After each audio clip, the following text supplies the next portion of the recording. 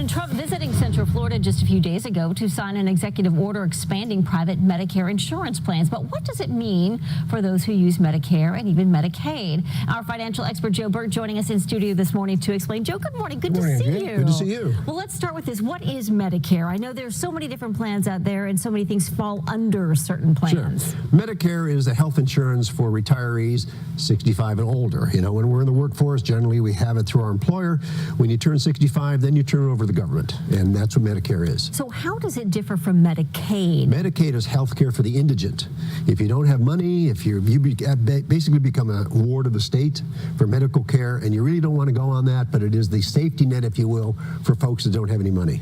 So you cannot be on both plans at one time, no, correct? Medicare, you pay a premium for Parts A, Parts B, perhaps Part C. There's a Part D, all the way on up to Part N. And what's the difference between, let's say, a Part A and a Part B? Part A takes care of your hospital cost. Part B is the doctor cost. And they are obviously separate. Everybody's automatically covered for Part A when you turn 65. You have to enroll to get Part B, and then you need a Medicare supplement. And that's where President Trump, when he was in the Villages on Thursday, talked about how he's expanding what's called the Medicare Advantage plans. Okay, so let's talk about the cost involved. You said everybody qualifies for Part A once they turn 65. Yes, that's correct. Part A is free. Part B, you're going to pay a premium anywhere from $135 per month, depending on your income, on up to $460 per month. But then on top of that, you have to have a supplement. And this is where Part D is your drugs, okay? Oh, geez, Louise. That's different. I need a flow chart for this. Let me tell you something. When you turn 65, now I'm not there yet. You've got a ways to go, Joe. But your mailbox explodes with stuff from people trying to sell you the Medicare plans. It literally, I mean, you will have more stuff to read, and it's very, very confusing. And so you have Part A, which is the hospital. Part B is the doctor.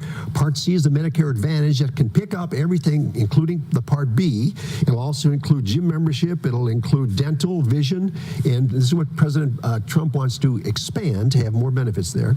Part D is your drug. You have to have the drug. And then Part E through all the way through N is another form of supplement if you don't take the Part C. Oh my goodness. So yes. And so you can see the elderly just, you know, their head spinning on this. And a lot of people jump into Part C, take the Medicare Advantage, because in some cases it's free.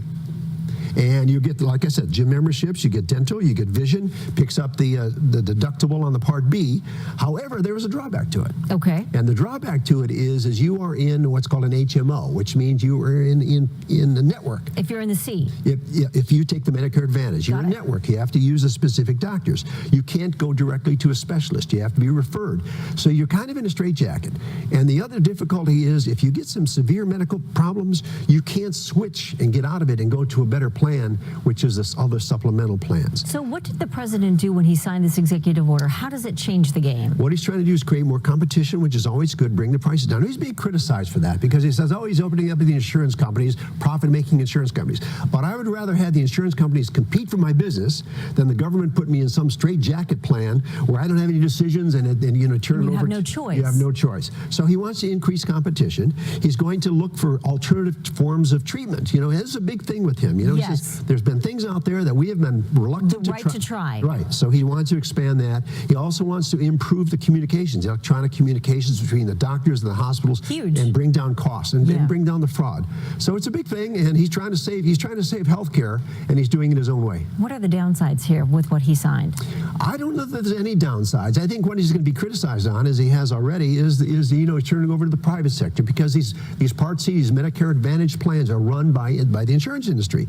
But the more competition you have, the better it is for consumers. Competition is always good. It's nice to have choices, and the costs will come down. Joe Bert, always good to see you. Good to see you, Where can people find you? Just Google me, 2 words, Joe Bert, B-E-R-T. Helping us break down a very complicated It is complicated, but that's concept. what we do for our clients day in and day out. I think I need a flow chart after I've had this whole discussion with you just to make sure I've got all the plans in place. Joe, thanks again. Thanks, Andrew. All right, stay with us. Still more to come here.